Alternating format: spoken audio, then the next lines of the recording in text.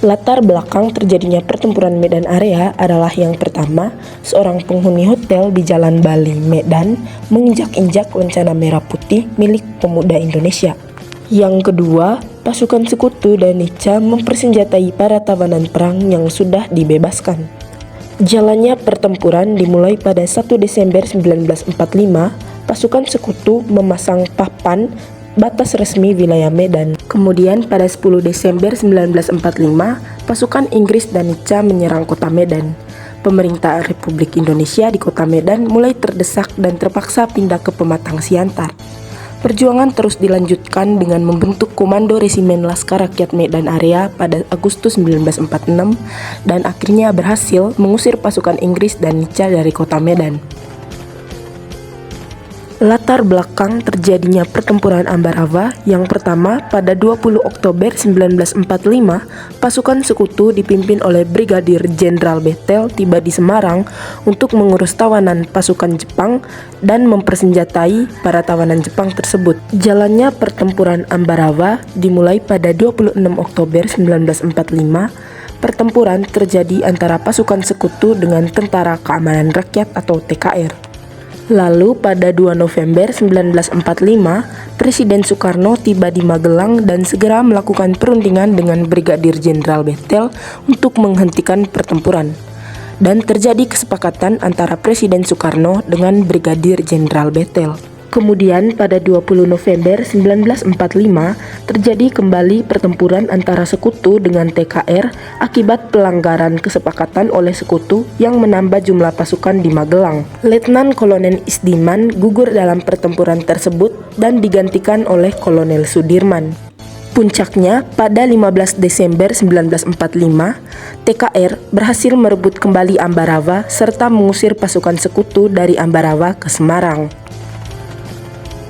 Latar belakang terjadinya pertempuran Surabaya yang pertama pada 25 Oktober 1945, pasukan sekutu mendarat di Surabaya di bawah pimpinan Brigadir Jenderal Malabi dengan tugas utama melepaskan para tawanan perang Jepang. Jalannya pertempuran Surabaya dimulai pada 27 Oktober 1945, pasukan sekutu merebut instansi-instansi penting. Lalu pada 28 Oktober 1945, para pemuda melakukan serangan balik dan berhasil merebut instansi-instansi penting tersebut. Kemudian pada 30 Oktober 1945, Brigadir Jenderal Malabi tewas tertembak saat sedang berpatroli menggunakan mobil Buick. Sekutu mengeluarkan ultimatum agar rakyat Surabaya menyerah tanpa syarat. Bung Tomo berpidato dengan semangat berapi-api membakar semangat juang Tentara Keamanan Rakyat dan rakyat Indonesia. Pertempuran yang terjadi berlangsung selama 3 minggu. Meskipun banyak korban jiwa, tetapi kota Surabaya berhasil dipertahankan. Latar belakang terjadinya pertempuran Margarana yang pertama karena kekecewaan penduduk Bali terhadap hasil perundingan Linggajati dan Belanda berniat menggabungkan Pulau Bali ke dalam negara Indonesia Timur. Dan pada 2 dan 3 Maret 1949, Belanda mendatangkan pasukannya lebih dari 2.000 orang. Pada 20 November 1946, Belanda mengerahkan seluruh pasukannya untuk mengisolasi desa Adeng Marga. I Gusti Ngurah Rai bersama pasukannya Ciung Wanara melucuti persenjataan pasukan Nica. Meskipun telah terpojok, I Gusti Ngurah Rai dan pasukannya terus bertahan sampai titik darah penghabisan dan berhasil mengusir pasukan Belanda dari Bali.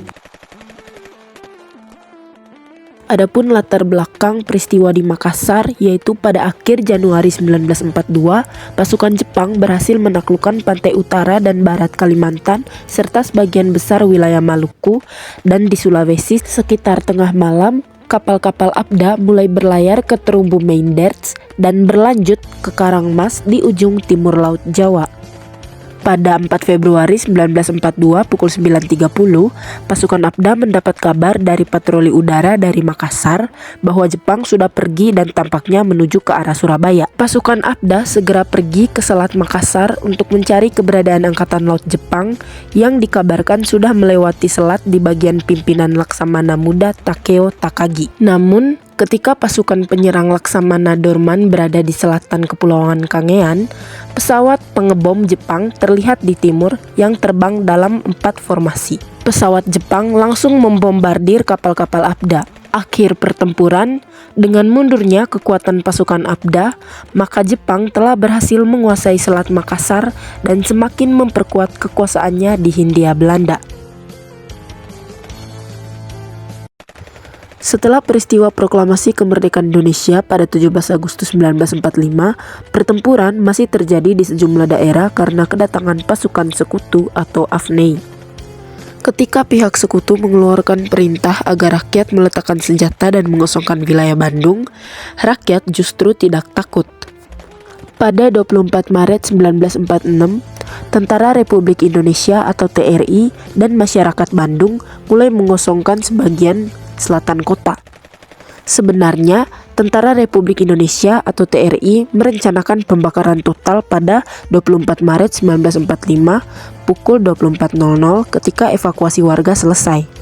Namun rencana ini tidak berjalan mulus karena pada pukul 20.00 dinamit pertama meledak di gedung Inside Restoran di utara alun-alun. Gerakan bumi hangus pun dimulai, di mana rakyat yang hendak meninggalkan rumahnya lebih dulu membakarnya. Hanya dalam waktu singkat, rumah-rumah dan gedung-gedung di kota Bandung sudah ditelan lautan api. Peristiwa ini kemudian dikenal dengan sebutan Bandung Lautan Api. Pertempuran Merah Putih di Manado bermula ketika pasukan sekutu Danica melarang pengibaran bendera merah putih di Minahasa. Sebagai tanggapan, Gubernur Sulawesi Selatan memerintahkan dibentuk Perjuangan Pusat Keselamatan Rakyat atau PPKR. Ia juga memprakarsai penyampaian petisi yang sudah ditandatangani 50 orang berisi pernyataan dukungan rakyat Sulawesi terhadap kemerdekaan Indonesia. Langkah-langkah ini menunjukkan tekad rakyat Sulawesi untuk menolak kekuasaan kolonial dan terus memperjuangkan kemerdekaan Indonesia.